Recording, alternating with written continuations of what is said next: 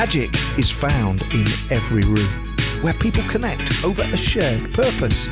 In this weekly podcast, Luke, Hannah and Chris explore the role of purpose, courage, mindset and culture in every leader's quest for transformational performance. Hello and welcome to Magic in the Room. I am Hannah Bratterud.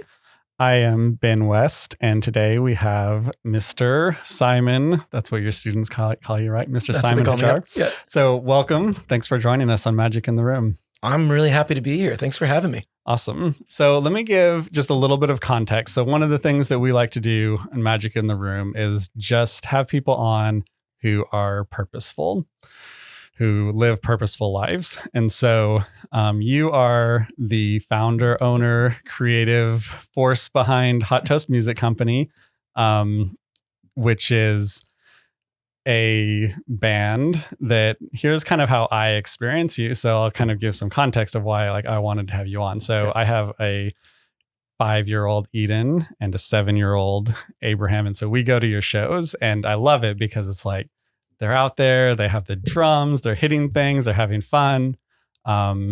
It's just it's a fun time and playing silly songs, but also songs that have meaningful words. And so through all of that, I just feel a lot of purpose from you. It felt like things that you were doing were purposefully driven. And so I just wanted to have you on and talk about those things. So you've been an important part of our family. And yeah, so I appreciate you just taking the time to be here. So why don't start with Hot Toast Music Company? How do you describe what you do? Because the way I experience it is just this fun time and my kids are out there, they're sweating, they're hitting the drums and it's a lot of fun. Yeah. That's always the hardest question for me to answer because it's so many things to me. It is a band. I play these band shows, but it encompasses a lot of different things that I'm trying to do and aspects of who I am.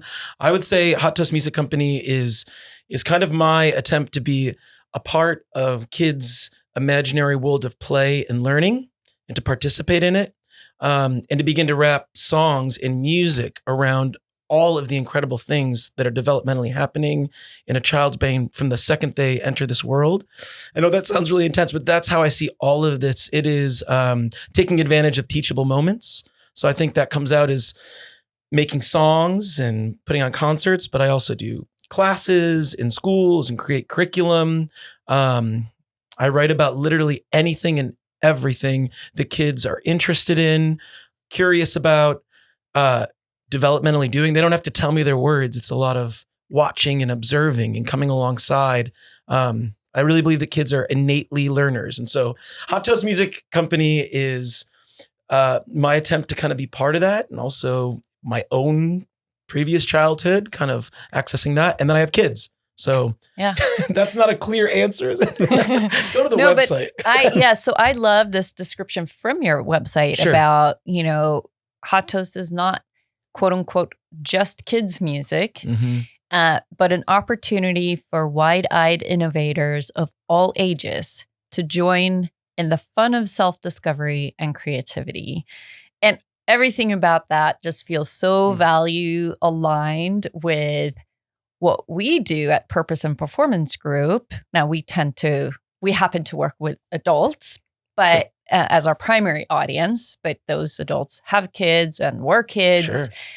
And I think a lot of what we do in our work with leaders and organizations is about tapping into self-discovery, creativity, innovation, right? And play is a really big part of that. It's an important part of our brains, and it's something that adults often forget about. We're conditioned to have play beat out of us because of quote unquote adult responsibilities. Right. Yeah. But it's such an important part of who we are. And so when I'm and we get to hear you sing today, which I'm excited about. But when I start kind of diving into the lyrics a little bit, there's so much there about, emotional intelligence and discovering how to interact with the world in a way that's aware and intentional. And so that's one of the things that I've so far have really appreciated and look forward to diving a little bit further into. Yeah. So tell us the story. How did this come to be? I mean, were you a musician growing up? I know you said you worked for Global Gardens and that kind of informed a lot of this. So just tell us the story. How did it come to be? Sure. Yeah. I've done music for a long time. But I didn't start until my early 20s. Taught myself how to play the guitar. And from the second I did that, I started writing. And so I consider myself more of a songwriter than a musician. I am self-trained and sometimes kind of feel like a hack, but I try to surround myself with people who are very musical and I, pick up and learn a lot. But I love to write. I love songwriting as a way to express emotion and thought and to really work through the mechanics of life and what it means to be a person. So I did that for years. Years ago, I committed to writing a song, trying to write a song every day. So you can imagine I have a lot of very bad songs. But when my son Isaac was born or going to be born, there was a real shift. And obviously, I think a lot of parents do this. I began to write him lullabies. And then when he was born, it was a stark realization that I was no longer going to be able to do music in the same way. My schedule changed. Stress level changed, right? Like the world was turned upside down and the things I cared about changed. Yeah. And so he wasn't here very long when I began to write songs kind of about the things he was doing. So I have a teaching background. And for me, music is an opportunity to teach and to take advantage of moments and to kind of wrap words around things. The only other thing I'd say about how it got started, I started doing music at a preschool here in town with a Reggio Emilia approach, which is an approach to education called B'nai Amuna Preschool. And I noticed, my son went there, one of the first things I noticed was there were 2-year-olds who, couldn't carry on a conversation, but had memorized all the words to Frozen songs, right? Yeah. I mean, and it was just whoa, what is going on? This is an opportunity. I mean, they could be leaving preschool knowing their periodic table and also able to identify all the complex emotions going on inside of themselves. Wouldn't that be so empowering? Oh, how powerful is that? And that's a little bit off topic for today's conversation, but something, maybe for another day, but this whole connection of, I'm personally very interested in the brain. I've studied some neuroscience, really interested in human behavior. I also have a close family member with Alzheimer's. And so just recognizing the power of music in human experience and in learning. Because yes, you can have 2-year-olds who can learn really complex sentences of lyrics to it when they're accompanied with music and it's part of a song. And you have Alzheimer's patients who all of a sudden remember how to dance or to move or to sing when they hear a song that they know, and it triggers a memory in the brain that if you would ask them about it, they couldn't do it, but they hear the music and they start just interacting in a different way. Totally.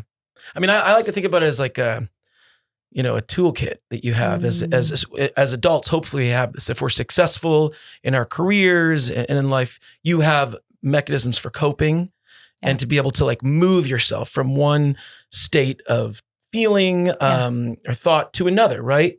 We're always moving to be able to function in different situations, in different conditions, right? So kids are not born with all of those they're not born with that skill set. So to me, a song with lyrics and powerful words that over time can be unpacked and more understanding comes, that is a tool they will have. And so maybe they've memorized the words like you said, and they don't even know what they mean when they're 2, but they're growing. They're going to find out what they mean, right?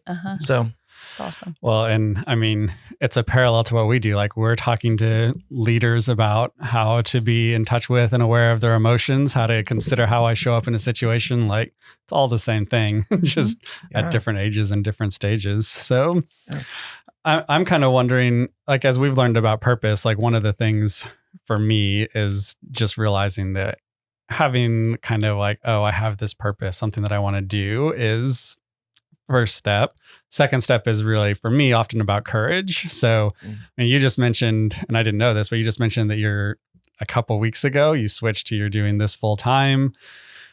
Hannah and I have both had this experience too, like different contexts, but we've both, left our organizational, Hannah left a corporate job to be on her own, like do this thing that's kind of crazy. So, what's that journey, that story for you of seeing this thing that you think could work and then being willing to leave a job and do it? Yeah, it's scary. It's really scary, And I think I love, that you asked me here and that, you're doing this podcast about purpose, because I think that is the driving force that keeps me moving forward with this. I mean, there's not a clear path ahead. I think we were saying before we started, like an adventure. Yeah. An adventure is a journey where there's not a clear outcome or ending, right? Right. This is totally an adventure for me.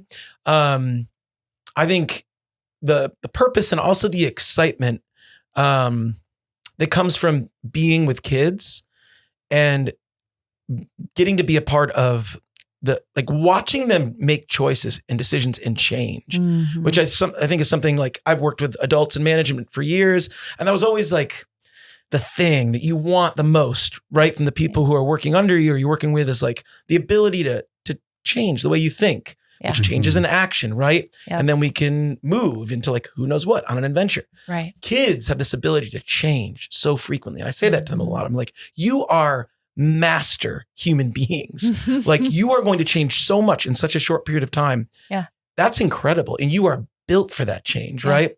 So I think there's like this rush that comes from being in the room with kids as they're having big ideas, as they're working through their emotions. And it helps me. I mean, I grow as I'm with them. So in a way, it's like, it's a therapeutic experience for me as well. Yeah. And there's so much purpose in getting to like watch another generation grow up into healthier people and get to be a part of that. So anyway, it's scary, but I'm also very motivated to just kind of see where the path leads. Yeah. So, and I love what you kind of shared there about, adults have a lot to learn from kids. They are kind of master humans. Yes, they don't have all the experiences that an adult has. They haven't built all the skills that an adult has. But what they have is this curiosity, resilience, ability to adapt and to grow and learn and change at a rapid clip, right? So in some ways, it occurs to me right now that kids are almost better suited for modern world than adults, right? So maybe we have to just kind of remember how to be kids in order to be able to have the resilience and adaptability that's required with the speed of technology and innovation and information that comes at us. Yeah. Absolutely. Yeah, they're master adapters, that's for sure. Yeah. Yep. Yeah, which is like the things that we talk about leaders need. Yeah. Well, why don't you, I want to hear some songs. I want to make sure that our listeners get to hear some songs. So why don't you, I don't know, I'm going to call a little bit of an audible, like we talked about a couple different options. So, I was just thinking about how you were saying that like part of this is about you learning from kids. And so why don't you tell the story of the Beard song and play it and kind of, like, why is this silly song important? So tell the story and play it. And then I think after that, we'll do, if you want to be strong also, kind of talk through some of that. So. Okay. Amazing. Yeah. Okay. So this song is called the Beard Song. And okay. So like you were saying, like kids, they are so masterful in so many ways. We all come into the world like that. But, if there aren't certain elements, parameters in place, I think we do lose that. One of those is like safety, right? Being able to like feel safe and some guidance, because like you said, kids don't have the experience. They don't have the coping mechanisms, the logic to be able to work through things. So part of this for me, when I write a song, even like the silly song I'm going to write, is to be able to give them a framework to experience the world. And I love using the way kids think about things and even their words and their language to be able to do that. I learned a long time ago, kids connect with their own stuff way more than they do what we think they're going to connect. You always know when an adult came up with a silly song, right? Because you're like, it's painful. Maybe kids get into it, but kids have a unique approach. All of them. We're all made this way. And so one day I was by the way, is true for every human. Everybody connects with their own stuff, which is why it's right. Like we talk about this with leaders too. Like, know your audience. It's about what they value. And if they have the idea, they'll do it, right? Yeah. 100%. If you come into the office and you're like, everybody, here's what we're doing, but ask some questions first. Yeah. So that's kind of how this came about. I was on the playground. At B'nai Amuna preschool where I do music, 2 little girls ran up to me years ago when I was first starting this, and one of them said, "Mr. Symon, something's on your face." And it's weird. And like, they were so serious and taken back. And I knew in that moment that like something magical was happening. So I took out my cell phone and I pushed record and I recorded our conversation. And we had the most hilarious conversation about my facial hair where like, they were saying I looked like a bear and comparing me to all the stuff that I couldn't make it up on my own, right? Mm-hmm. Anyway, so I got home immediately and I just couldn't wait to get home, and I pushed play on my phone and started playing. And so this is the Beard song. And here's how it goes.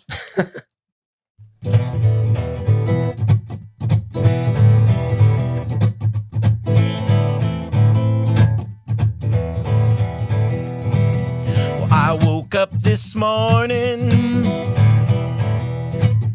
and I looked in the mirror and I saw something weird. It was in between my ears, right under my nose, and it was just above my clothes. I saw something weird. Well, I saw a beard. I saw a million little hairs on my chin and on my cheeks, and my face felt like a bear or a bird nest in a tree. I had a beard, it was weird. I didn't even see it there till just this morning, when I looked in the mirror and my beard was staring right back at me. Oh yeah. Well, my beard had teeth and it had cheeks and it was smiling back at me.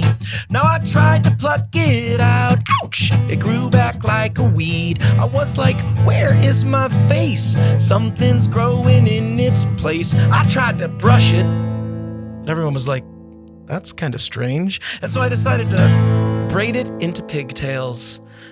That also was strange. So eventually I just shaved it off, and I actually brought some here today for the both of you.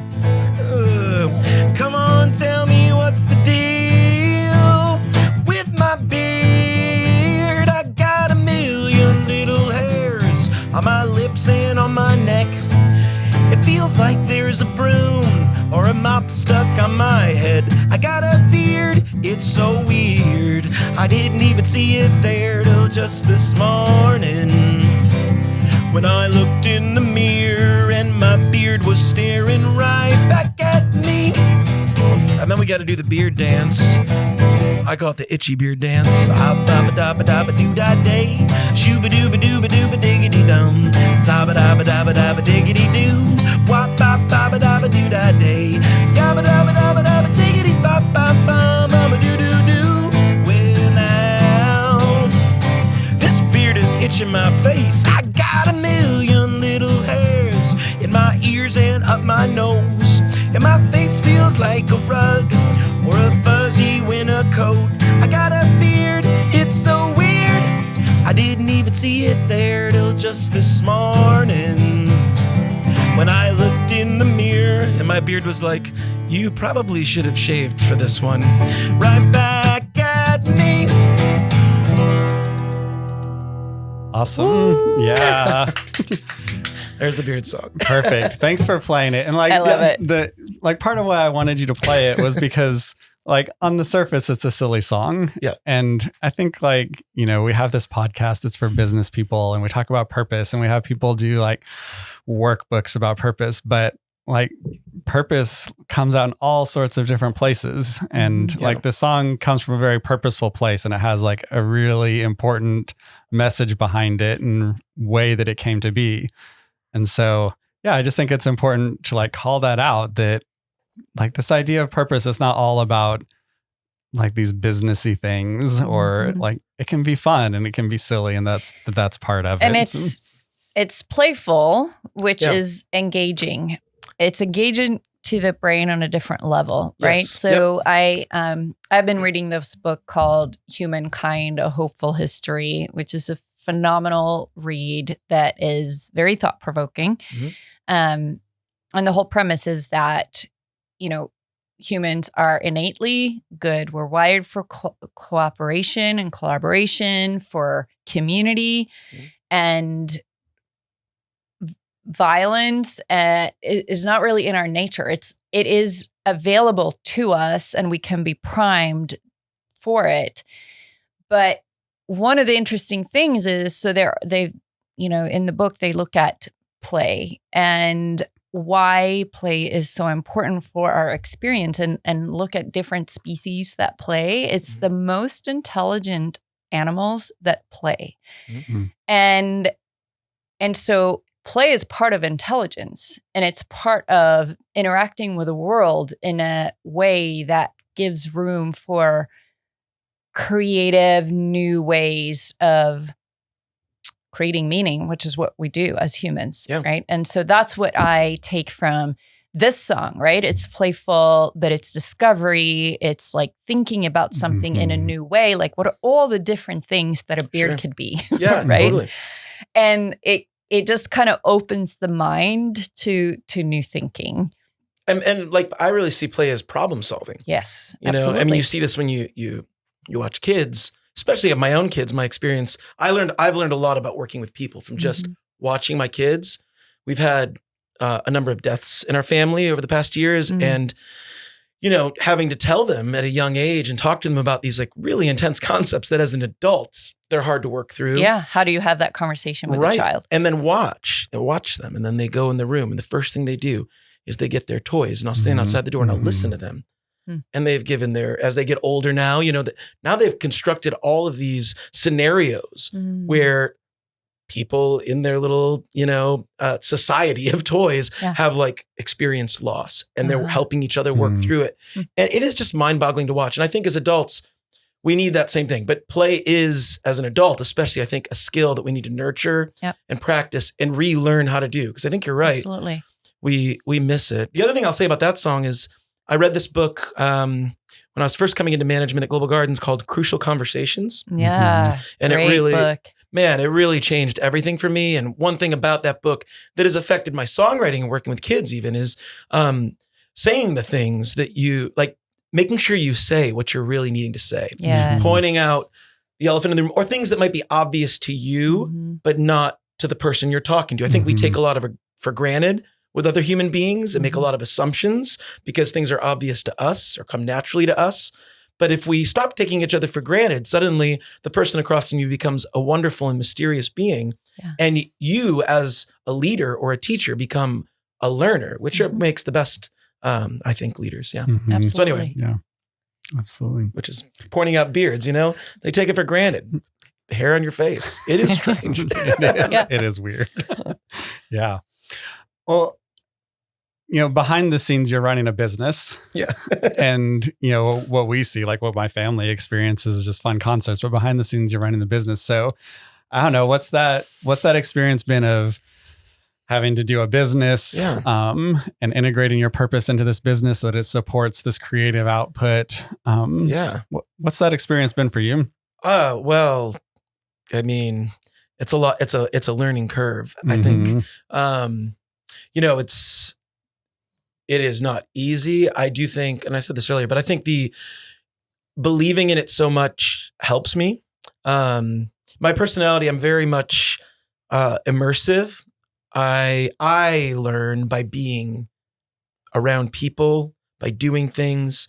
I have to be interacting for my brain to like kick in. Right. I'm not the kind who can come up with a whole plan outside of community. So all of this, what I'm doing right now, Hot Toast Music Company, I see it as very communal.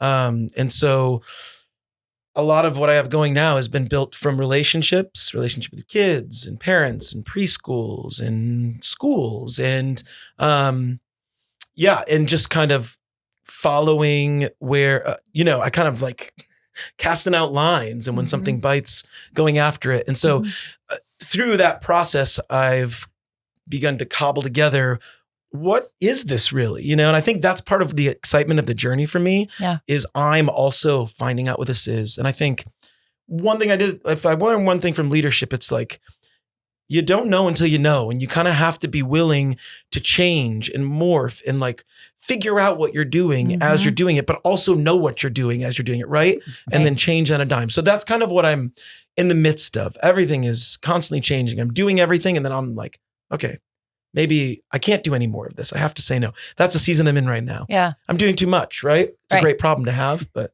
Learning as we go and then experimenting, right? Trying new things, see what works. And maybe it works in one context and not in another, or maybe it works for the season, but not for another. All of that is part of learning experience, which is part of human experience. And it's part of entrepreneurship and business development and all the things that we work with our clients on as well. Yeah. Yeah, I think that we do ourselves, because we also are building a business. Yeah. I mean, I think the experimenting thing and being willing to just kind of jump in on an idea and give it a try has been huge for me. When the pandemic started, I mean, that was like the world shut down. And especially I'm transitioning into this brand new, company I'm trying to build. And what am I going to do? And the day the lockdown happened, a friend of ours, their kid, it was their birthday. And so I just got this idea. I was like, I had just bought a battery powered amp. I was like, I'm going to throw it in my wagon. They're like less than a mile away. Let's just walk up the street and play an outdoor show for him. And I did that day, and all the neighbors came out, and it started. That was like a real launching pad for Hot Toast. From that day on, I played every day of the lockout. Wow. On the street concerts. And I slowly began to get to know people and build community and write songs with kids. And so how was that for an interesting twist? Starting a live music / event focused business during the lockdown where everybody struggled and most people and many people in that space went out of business. That's when you really launched. That is really when I launched. 100%. How interesting. Yeah. Yep. Why do you think that became an important place and time for your current endeavor? Yeah. I mean, I think the relationships, and I think there was, and there still is, but a lot of need. I think the pandemic has been a struggle for us adults. Yeah. But, kids are not shielded from that. I mean, like we just said, they're, adaptable and go through change. But man, I mean, being out of school, being home all the social dynamics, the lack of social interaction. There are so many levels on which this was a real tough thing for kids that we're still kind of like figuring out what that means for them long term. Yeah. So I think that was an opportunity for me. There was a giant gaping space of like, we need to talk about things. Yeah. And that's what I use music to do. So that's awesome. Yeah. And then of course we need community, we need connection, we need interaction with other human beings. And we got deprived of that in so many ways during the lockdown. So I think any opportunity for connection and community became like a premium, right? So if you're able to find a way to play music, do it outside and have people still gather even with social distancing, but having a place and a forum to gather around. Right. That's really, and really cool. It was kind of cool. Like it was this whole eye-opening moment where like, oh, kids gathering together outside, dancing and beating on buckets. Yeah. That's amazing. And we all love that, So that's still what I do all the time. Very cool. Yeah. We just, the last couple of episodes that we just recorded were all about community. And we're talking about this idea of like, how do you make it so that community is part of your work and your workplace is a community? And just through the pandemic and, other trends, kind of the great reshuffling, the great resignation that we're going through, like that's becoming important. And so like, it's interesting that's part of what you're talking about also. So I don't know, how do you think about community and the community that you're trying to build? Like, what does that mean to you? Yeah. What does community mean to me? That's a great question. I'm a big proponent of integrated learning, like as a teacher. Yeah. I think we learn best when we're learning in multiple different ways at the same time, in multiple different contexts, when you can combine animals with social emotional learning and your favorite food and wrap it all up in like, R&B or something, it's like your brain is like knitting all these things together. And I think community is a lot like that. I think we need something to bring us together. And for years, and it still is, like gardening was that for me when I worked for Global Gardens, which is an amazing organization in town. Now, even though I'm gone, I built a community garden in my backyard and I just hand out vegetables to people walking by. And I think like things like that, like food, music, these are things that touch on the core of what it means to be human, something intangible, but also incredibly tangible, right? Yeah. And they're also equalizers in a way. It's like everybody has to get their hands dirty to pick up carrots, right? When a good beat comes on, everybody's body just kind of starts moving, no matter how shy you are. So something like this, that's what I love about what I do and why I'm doing music, is it really helps to bring people together. And they don't always even know why, and I think we need that starting point, especially in our world now when it can be so divisive. Yeah. Kids are great at that. Kids are like peacemaker masters. They get it. They're like, okay, let's learn how to share, Yeah. Let's talk about our big feelings. Let's all come together and dance together. So finding ways to like do that for adults and like for me, like parents that's part of my journey now is like, what does this mean for parents? Because this music is for kids, but sure, it's really for all of us. And it's for all of us. Yeah. Yeah. Yeah. So that's a great segue actually to, if you don't mind doing, if you want to be strong. Okay. And, so Hannah, just as you like listen to this, I'm kind of curious to your reaction of this idea that like, this is for adults also, like this song. 'Cause to me, it's like a song that really like, is very value centered. Like you can hear some of your values, but well, it's go like, ahead. if you're with adults very long, and we all do this, we all love to flex, right? Yep. And we want other people to know we're capable, we're strong, for whatever reason, for respect. Yep. Don't mess with me, for self-preservation and protection. There's a long list of reasons. Part of our purpose as adults, and like arguably, and I've heard Brené Brown say this, arguably the meaning of life is to become someone that others can rely on. Yeah. So if that's an important part of our identity, right? Yeah. Of course we don't want to be seen as weak or incapable. Totally. Yeah. And that's not different for kids either. Right.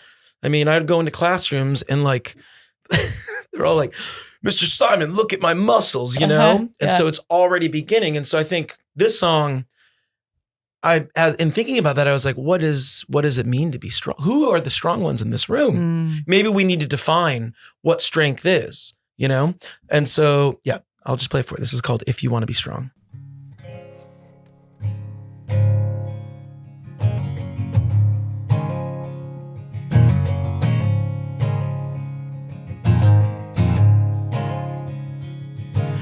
If you want to be strong, then be kind to everyone.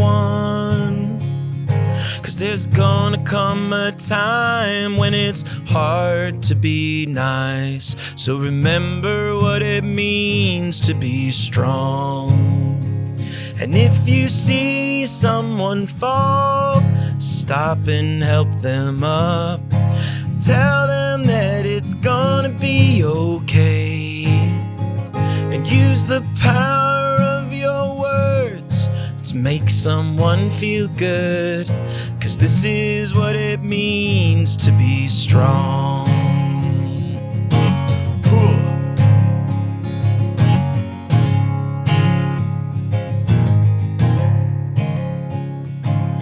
Now if you want to be brave, then try again if you make a mistake.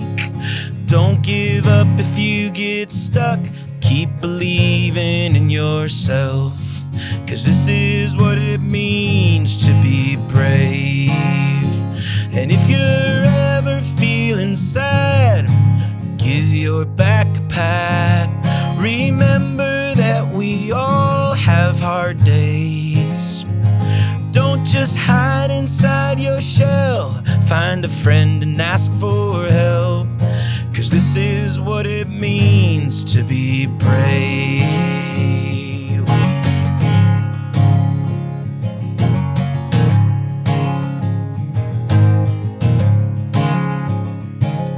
Now, if you want to be heard, then be sure to listen first.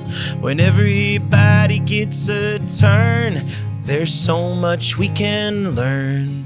So listen if you want to be heard.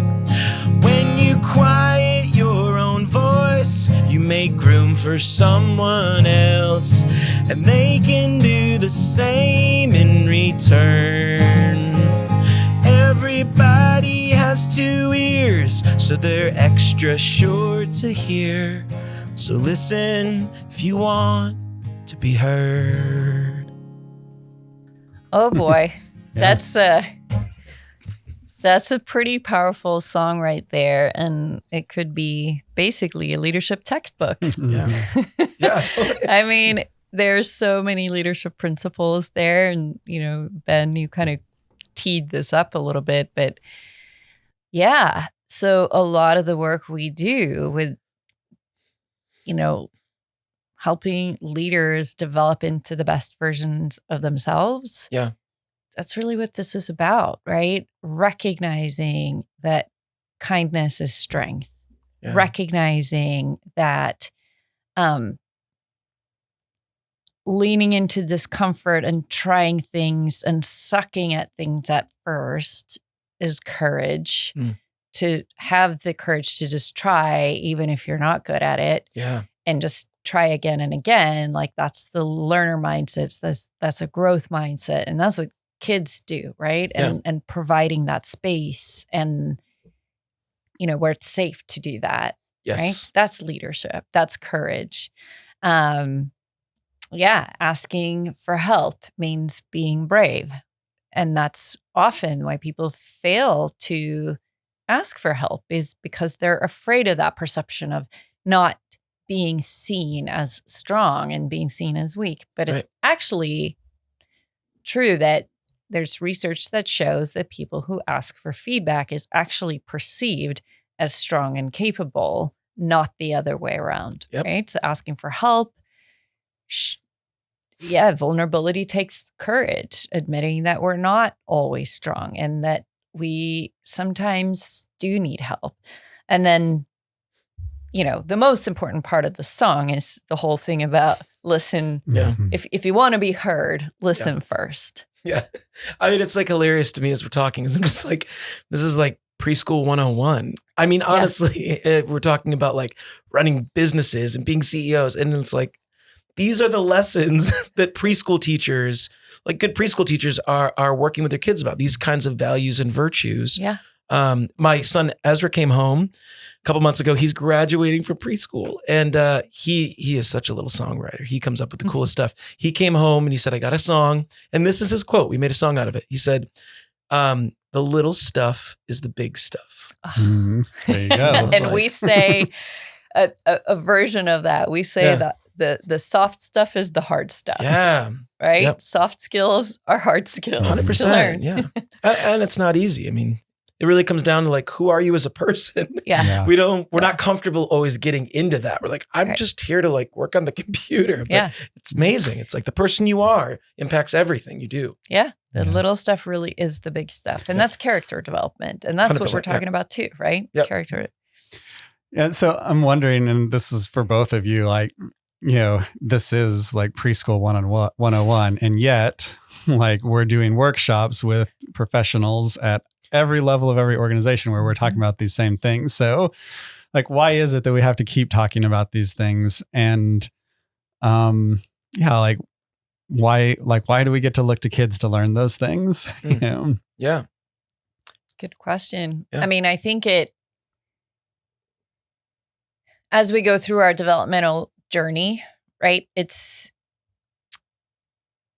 it's easy to forget what it's like to not know something. Mm-hmm. And in fact, it's impossible to not know something that you already know. So we forget a lot of things in the process of learning new things because we forget what it was like to not know that thing. Right. And I think the difference with kids is like they are constantly in this process of discovery. Mm-hmm. Whereas as adults, I think it's really easy for us to say, well, I already know that. Mm-hmm. And then we kind of lose touch with that thing in a sense if we're not constantly looking at it in a new way. Yeah.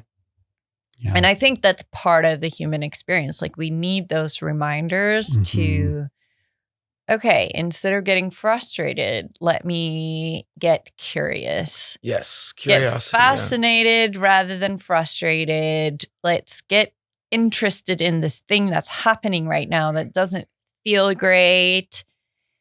But let's ask some questions and try to figure out, why is this thing happening? Yeah.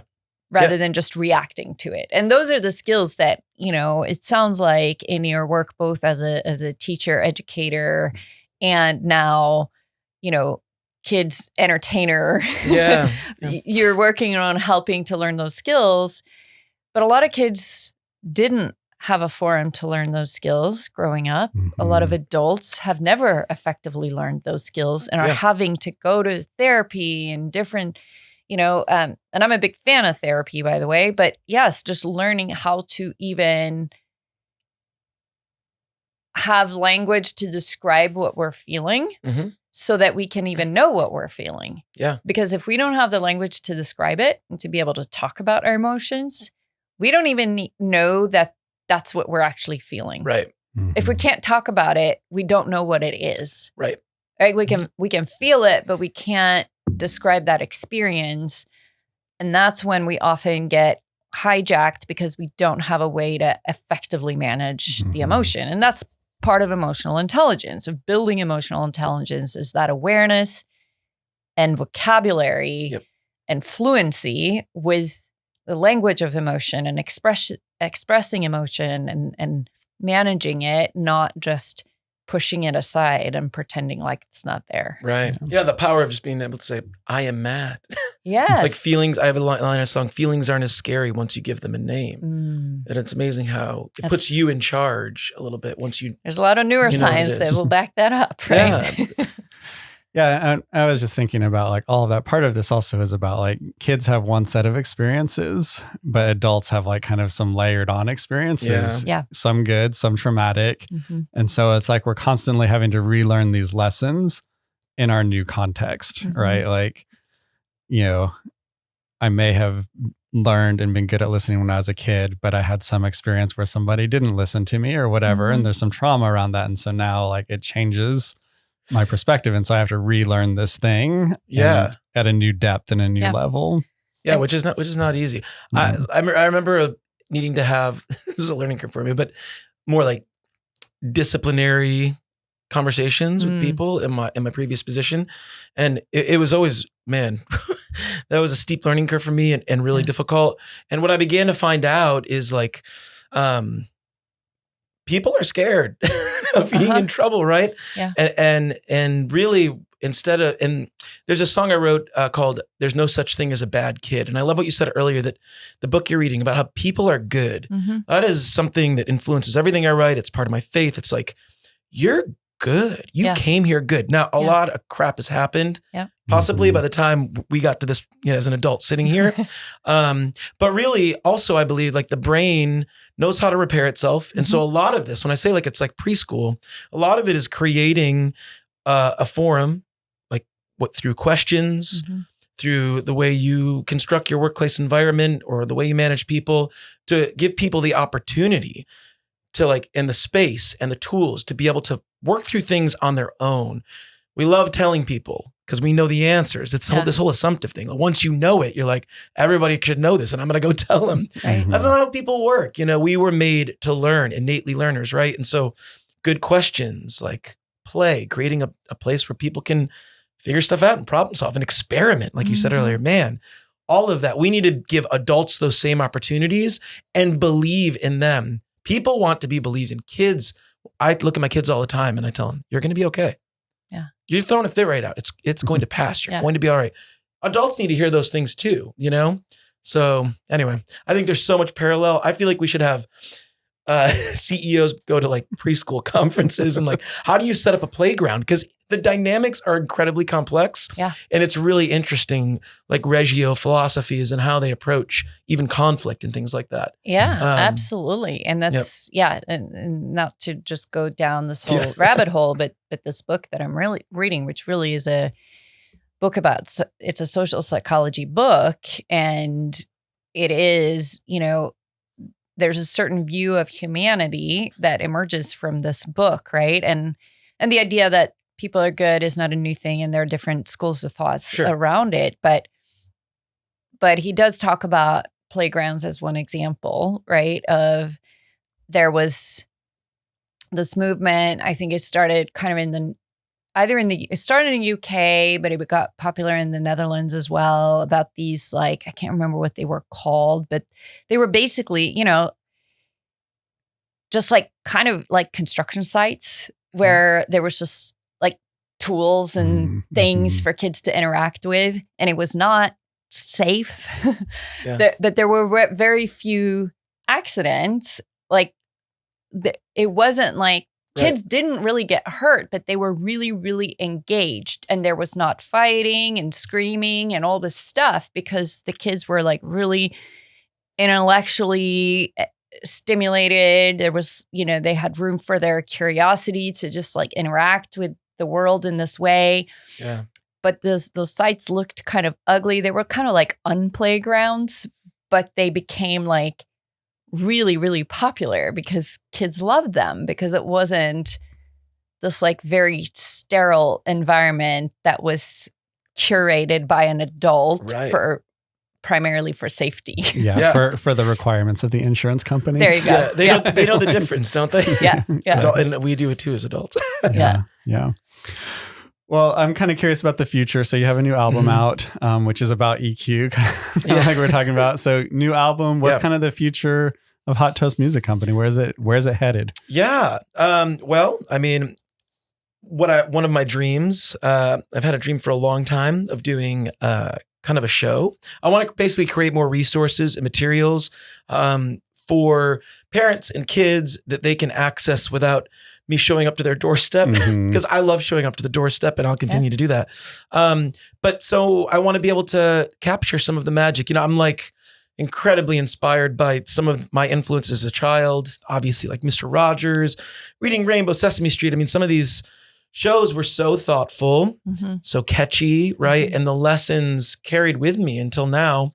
There's so much good stuff out there, but there's also a lot out there that I don't love, which is part of why I started doing this for my kids. And I want to be able to share that. So, you know, I have, if you can't tell, I mean, I'm like a creator. That's what I'm a lot of right brain all the time. And like my left brain is occasionally like, you can send an email. You can even see it, right? And the way you show up and present yourself. Like if you're not watching the show on YouTube, just to get a visual, right? Mr. Symon is wearing a dark blue shirt with bright yellow pineapples on it, which is like, it's a splash of color, and the pineapple happens to be a symbol of hospitality. So there's this like, you just kind of carry this persona of fun, friendly, colorful creativity. Yeah, I love that. Thank you. So cool. Yeah. So, I mean, I think like that's part of my goal coming into this next year is to create more tangible resources. But I do have albums and I have books. I've written one book about breathing. And yeah, so many more in my brain. So that'll be a big focus this year, as well as continuing, to play around Tulsa. And I've started venturing outside of Tulsa for the first time. I went up into Colorado, through Kansas and Colorado a couple months ago on a little preschool tour. Cool. And I'm going to be going down into Austin this summer and have some other tours planned for fall and spring. So there's that. And so many more songs. So I'll be rolling out more about how families can access and schools can access a lot more of my content and materials to be able to use. I love it. Yeah, absolutely. It's kind of the plan. Well, I'm excited to see where it all goes for sure. So, Hannah, what's kind of your, takeaway from this conversation? Like, what do you hold with you? There's so many takeaways, and there's so much, I think for our audience who are primarily leaders in organizations, right? There's a lot of takeaways for me about how to apply curiosity and play to foster innovation. There's a lot of takeaways about really personal development in the sense of self-awareness, being able to be mindful of what I'm experiencing as a person and how my experience and how I show up and the energy I carry with me, how it influences other people.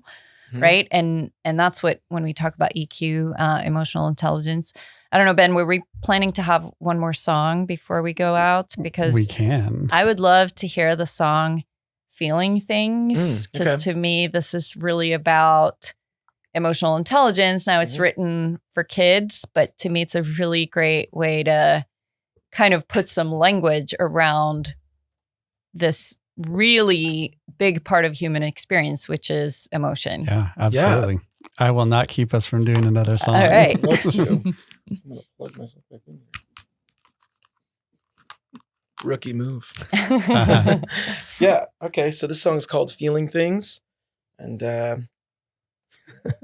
when my oldest turned 4 and the fits grew with him, those big emotions, I found myself at a bit of a loss for how to handle it. And it was scary, to be honest, as a parent. Yeah.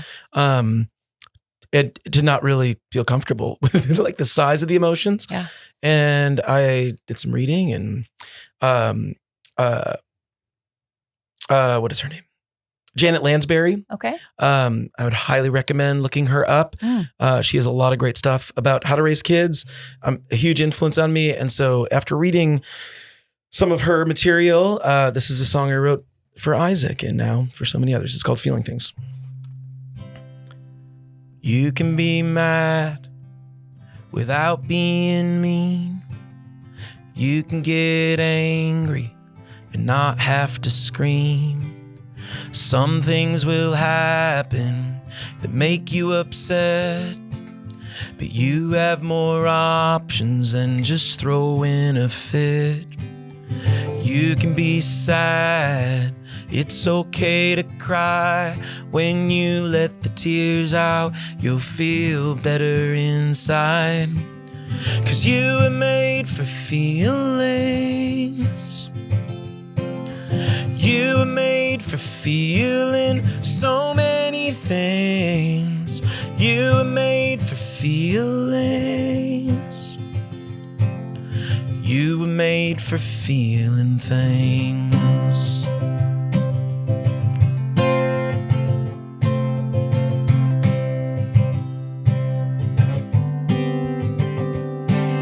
Now you may feel things that you can't explain, but feelings aren't as scary once you give them a name. And you'll have frustrations, they'll come and they'll go, but through them your patience is a seed that will grow. 'Cause you were made for feelings.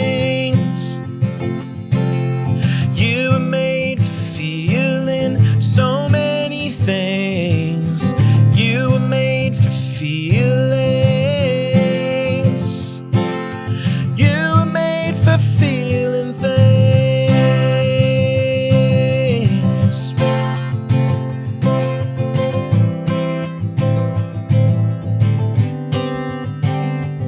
So don't bottle them up and keep them all inside.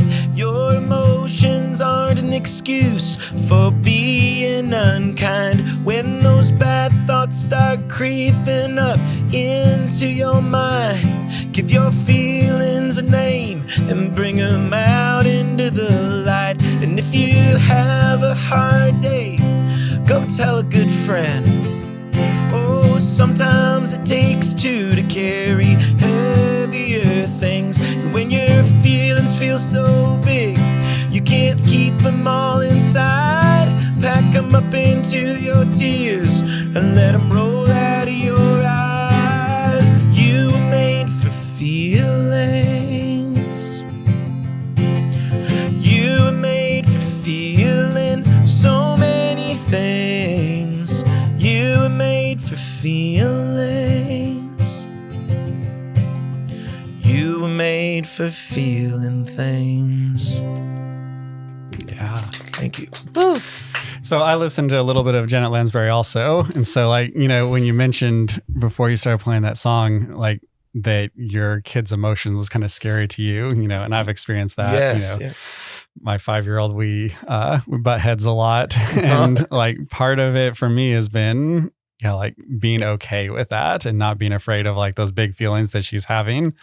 So I was just thinking like, even back to some coaching conversations that I've had with leaders and stuff like that, of them having to learn to like, it's okay if the people that I lead are having big emotions. Like I don't have to be afraid of that. Yeah. And like, we have to name them. We have to learn how to deal with them, like all of that, but we shouldn't be afraid of our emotions or the emotions that we're seeing in other people or in our kids, you know? Well, because what that does, if you're not afraid of her big feelings, she's going to be less likely to be afraid of her own big feelings. Right. Exactly. Yep. Because that's when problems start, right? When we become afraid of emotion, when we become afraid of feeling and experiencing pain, and we start avoiding and numbing, self-medicating, whatever it is that we do to not deal with the thing that we're afraid of. Yeah. And so make it okay.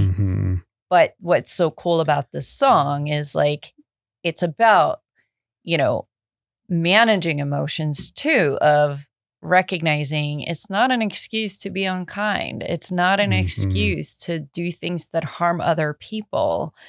Yeah. And I think when we don't have the awareness and the courage to feel what we really feel, then it becomes destructive for ourselves and for others.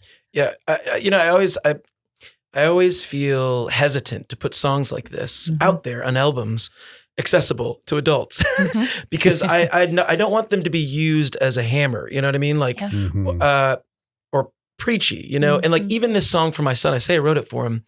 I never like sang it to him when he was having a fit to tell him what to do, you know?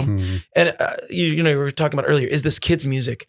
Songs like this, a lot of these songs, maybe all of them, are for me in the sense that they help me to paint my world and understand how I see my world so that I'm not scared, so that I make room for these things to happen for my child. Because the reality is he's not going to change because of this song. He's going to change because of me, who I am as a person. And I think as leaders, that's big. I remember going to conferences and learning all this stuff about how to be successful at work and coming back and like, then you're like, want to tell everybody what to do. But really it's like, I need to be this person. We learn from people who are, right?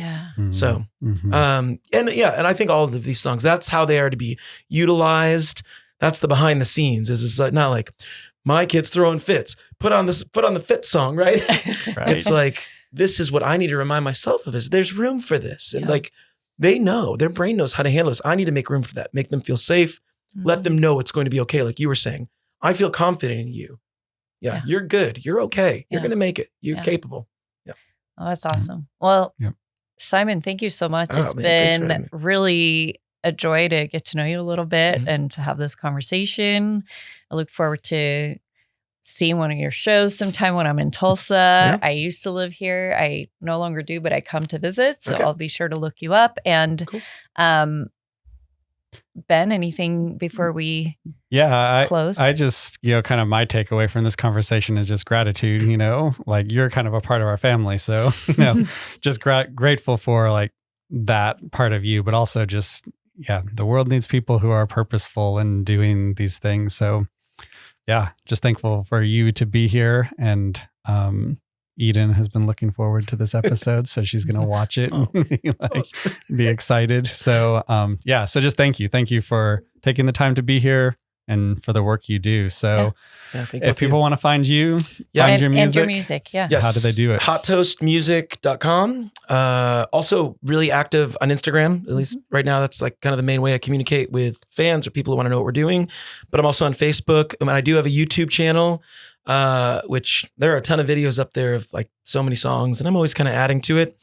And other than that, keep a lookout. You can join our mailing list. I'm going to be getting better at sending out emails this year. Awesome. So I'll probably be in touch about stuff, but yeah.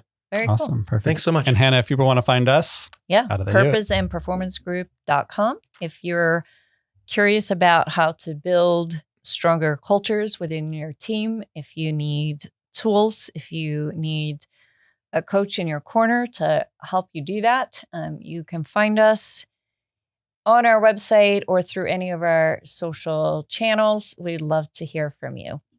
Awesome. Well, Mr. Symon, thank you. Appreciate it. And thanks for being here.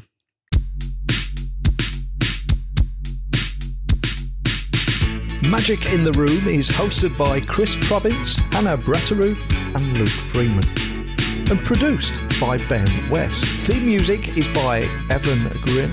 Title track Fake Love available on Apple Music. And this podcast was recorded at Storycatcher Studio with video and audio editing and production support by Brad O'Hara and Alicia Crum, with inspiration, strategy and technical support by yours truly, Neil Hughes. Magic in the Room is a production of Purpose and Performance Group. You can find us at purposeandperformancegroup.com, and remember, previous episodes are available at magicintheroom.com.